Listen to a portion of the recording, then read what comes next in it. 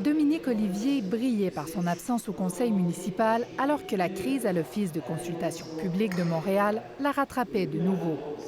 Ceci a notamment amené à des dépenses dont la nécessité et la pertinence n'ont pu être démontrées. Cette fois-ci, c'est la vérificatrice générale qui critique sévèrement l'organisme dans son rapport annuel. Nous concluons que l'OCPM ne dispose pas d'un cadre de gouvernance approprié, incluant un encadrement administratif et financier robuste pour permettre un usage optimal des ressources financières accordées par la Ville. Aussi à ça sert non seulement... L'automne dernier, Dominique Olivier s'est retrouvé sur la sellette après les révélations sur les dépenses de certains dirigeants de l'OCPM alors qu'elle en était la présidente.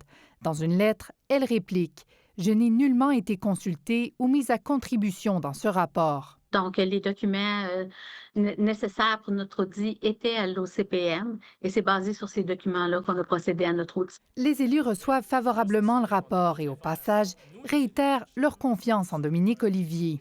Dominique Olivier est une élue extraordinaire. Elle fait un travail terrain irréprochable. Mais une fois de plus, l'opposition réclame son départ.